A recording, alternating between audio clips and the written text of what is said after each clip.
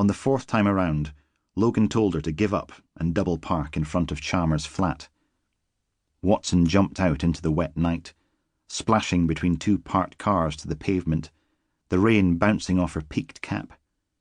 Logan followed, cursing as a puddle engulfed his shoe. He squelched his way to the tenement door, a dark brown, featureless slab of wood set back behind an elaborate architrave, though the carved woodwork was so heavily coated in years of paint that little detail remained. A steady stream of water splattered off the pavement to their left, the downpipe from the guttering cracked halfway up. Watson squeezed the transmit button on her radio, producing a faint hiss of static and a click. "Ready to go," she said, her voice low. "Roger that. Exit from the street is secure." Logan looked up to see Bravo 7-1 idling at the far end of the curving street. Bravo 8-1 confirmed that they were ready too, watching the Rosemount Place end, making sure no one was going to do a runner. Bucksburn Station had loaned Logan 2 patrol cars and a handful of uniforms with local knowledge. The officers in the cars were doing a lot better than the ones on foot. "Check." The new voice sounded cold and miserable. It would be either P.C. Milligan or Barnett. They'd drawn the short straw.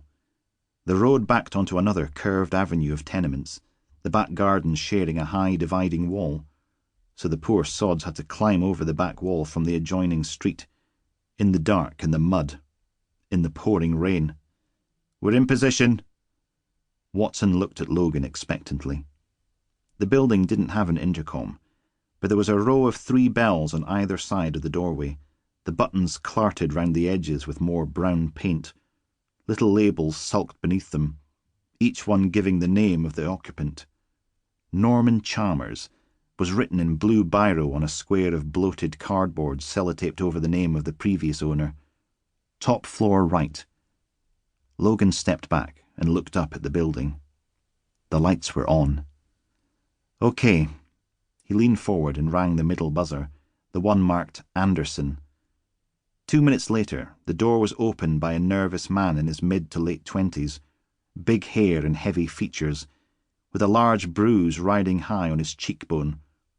He was still dressed from work, a cheap grey suit, the trousers all shiny at the knee, and a rumpled yellow shirt. In fact, most of him looked rumpled. His face went pale when he saw W.P.C. Watson's uniform. "Mr. Anderson," said Logan, stepping forward and sticking his foot in the door. "Just in case." Yes?" The man had a strong Edinburgh accent, the vowels going up and down in the middle. "Is there a problem, officer?" He backed off into the airlock, his scuffed shoes clicking on the brown and cream tiles. Logan smiled reassuringly. "Nothing for you to worry about, sir," he said, following the nervous young man into the building. "We need to speak to one of your neighbours, but his bell doesn't seem to be working," which was a lie. A weak smile spread across Mr. Anderson's face. "Oh, okay, yeah." Logan paused. "If you don't mind my saying so, that's a nasty bruise you got there."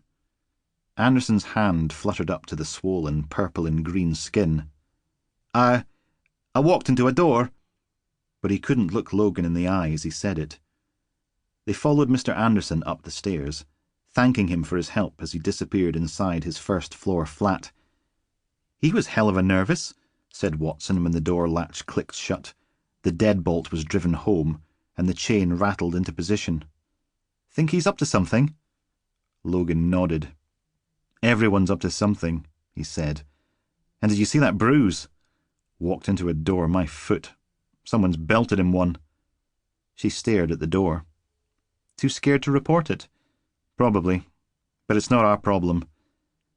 The faded stair carpet gave out at the middle floor.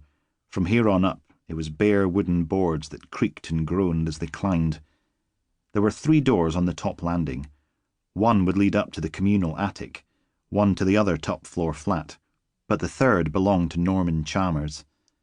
It was painted dark blue, and a brass number 6 had been fixed just below the peephole.